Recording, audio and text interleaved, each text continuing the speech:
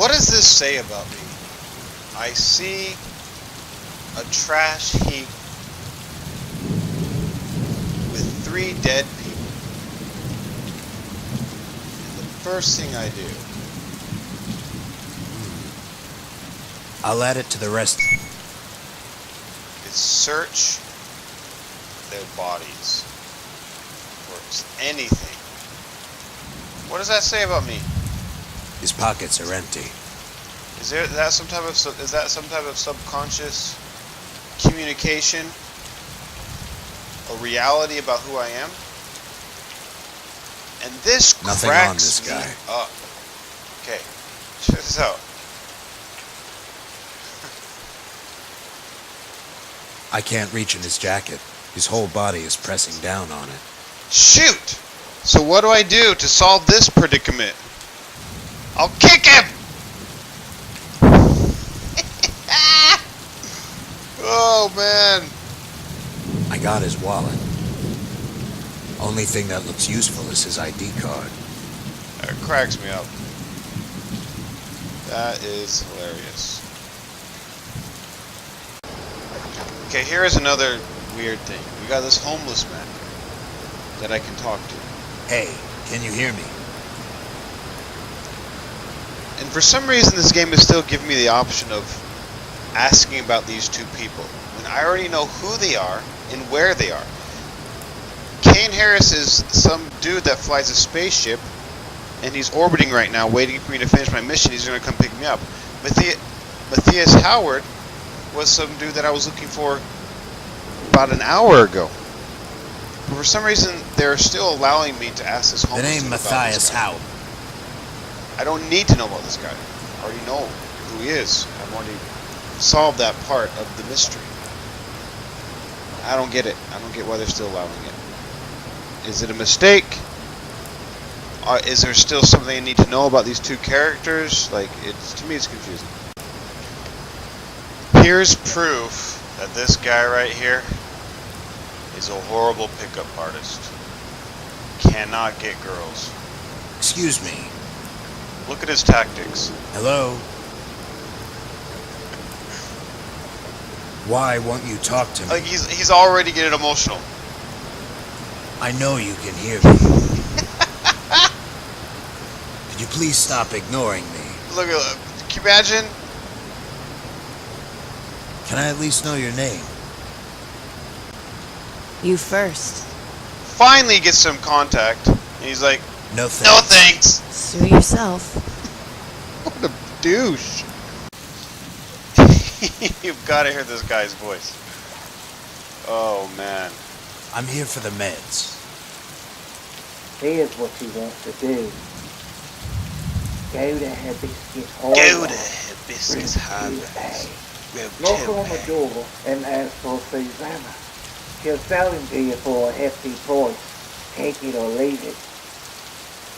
Is that all? Yes. Now go away before the Boreal cuties see you here. Now go away before the Boreal cuties see you here. If I've ever seen someone slaughter an English accent, that is the ultimate right there. That's like taking a pig that speaks perfect English and then just slaughtering it with a cleaver and then saying, oh, I understand now. I understand how to speak like a pig now. And again, here's something that just kind of bugs me. Behind this door is some dude who's telling me, or who's telling anyone who knocks on the door where to find these drugs. They call them meds. Now, look at this. Anybody? I can just Oh, yeah. badger this guy. Maybe. Here's what. Go to knock on the I can just badger this guy Yes. forever. Now go. Just Anybody? continually badgering him. Oh, No. then get. And he'll let me. Anybody? Oh, No. then get. Just keep doing it. Anybody? Now, I understand. No. Then. It's all running on a piece of script. There's a script that controls that whole thing. So I get that, but still, isn't there a way to? Isn't there some type of script or something you can do so that that cannot happen, so that the environment fits the conversation, no one in their right mind would let some person just badger them on the door when they're dealing with illegal substances. They're going to say it once and then tell you to fuck off, and you can never see them again. That's just the way it is. I wish that could be communicated via the game. I wish they wouldn't allow. I wish the designers of this game wouldn't allow that to happen, because it's funny, but I guess I don't know. Maybe because it's funny, and it's just there's people that enjoy being a troll and a dickhead that they allow it, or maybe they look past it. But I don't know. I got mixed feelings about that. Oh, this is just sweet justice. I love it. Okay, if you remember, I previously made a comment about. Well, I was talking to a homeless dude, and I was asking this homeless dude about this guy, Matthias Howard. And I thought I shouldn't be able to ask about this guy because I already found out about him. That part of the story is already done. So, during that part of the story, I had previously asked this dude right here about this guy. Look what happens when I ask about him later on in the story. Do you know a Matthias Howard? Wasn't that the guy you were looking for? That's right. So you found him, right? Pause. Yeah, I did. Someone's an idiot. That's so awesome. He's like, wait a second. Holy shit. Am I all... What's going on? Yeah. I did find him. It's like he's just like jars. I'm like, oh yeah, why am I asking you again? Am I a robot or something? Oh, that was classic. Let's see what happens when I ask about this guy. Do you know a Kane Harris? Nope. No, not as exciting. So, look at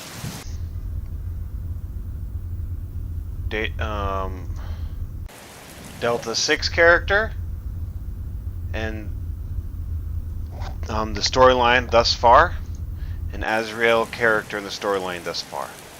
I made a comment earlier in either this video or a different video about how you could switch between these two characters, and then I was wondering, maybe this is like a choose your own adventure style, or this is like a way the designers want to create replayability, because if you choose this story, blah blah blah. Anyways, if you recall, if you do, if you don't, I don't care. What I want to say is, I was wrong. I think I played this storyline as far as I could, and I don't think I can go any further, and so I switched to this guy, and now I'm playing this one. And I think there's going to be a point when I can't play this one anymore, and I have to switch back to this guy. And hopefully in that time, something will have happened that will tell me what to do here or something. I don't know. I'm still a little confused about this, but what I want to know is, how the hell do you do this? I have no idea how to have two different games running at the same time. Because look, when I move over here and go to this guy, move over here, he's over there. So somewhere there is a file that keeps both scenarios running at the exact same time. Both games running at the exact same time. I'm really curious how to do that. I don't think it's that hard. I'm pretty certain it's just real simple. Like somehow you click on this and it runs. I don't know. Can't even begin to fathom what code is used to allow this. I can't even begin to fathom it. I'm so clueless. Oh, I have so much to learn!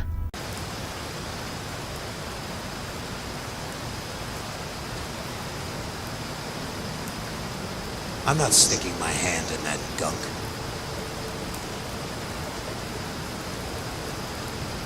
There was some kind of ID card in here.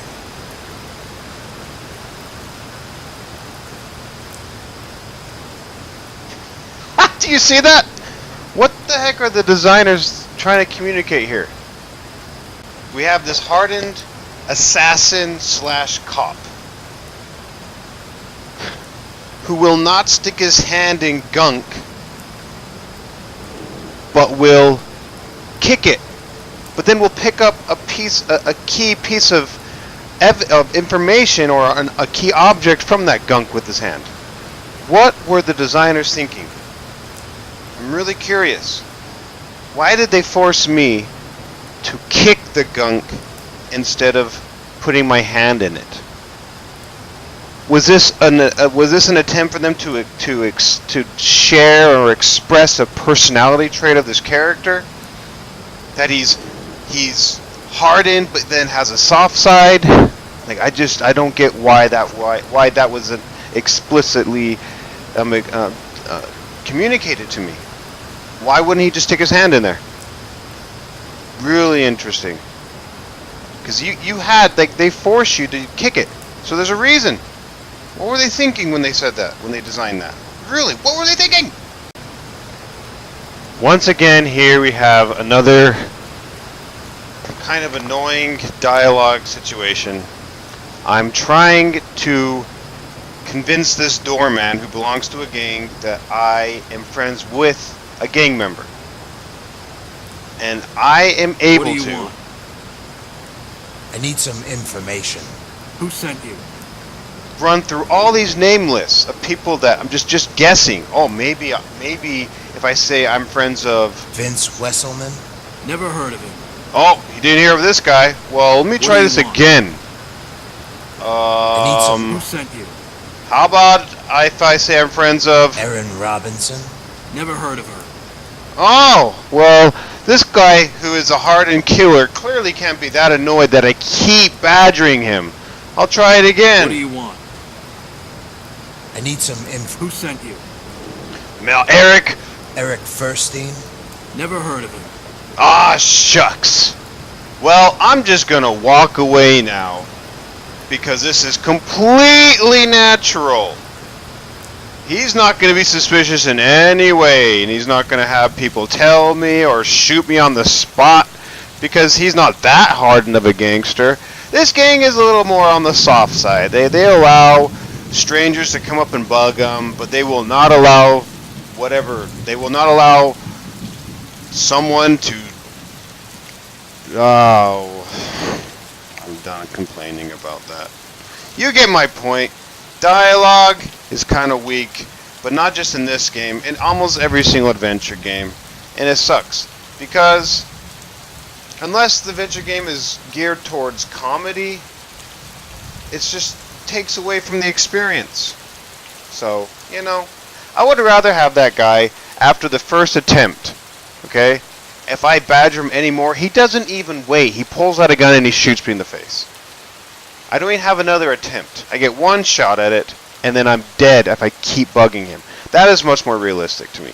Even if that wouldn't really happen, I would enjoy that more.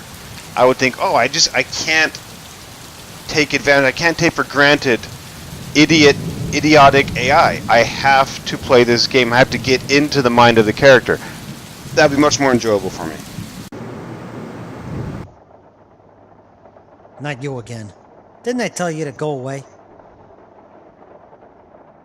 Yes. And? And I came back.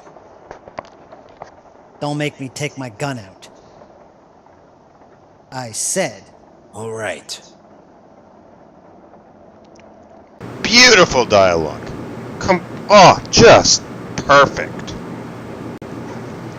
But once again, I love that. What just really happened there? Those two guys that I just conversed, well, those three guys that I just conversed with, they're standing outside of a door, and I want to get into that door because there's information in that door that I need. So I tried to do it, but they're not letting me in there, and that's just the designer's way of saying, hey, right now, this part of the story you do not have access to. There's something else you need to do before. Please go do that. Come back, and these guys will most likely be gone. But they're not. They're basically saying that, and I love it because they're communicating this to me without taking away from the experience. That's awesome.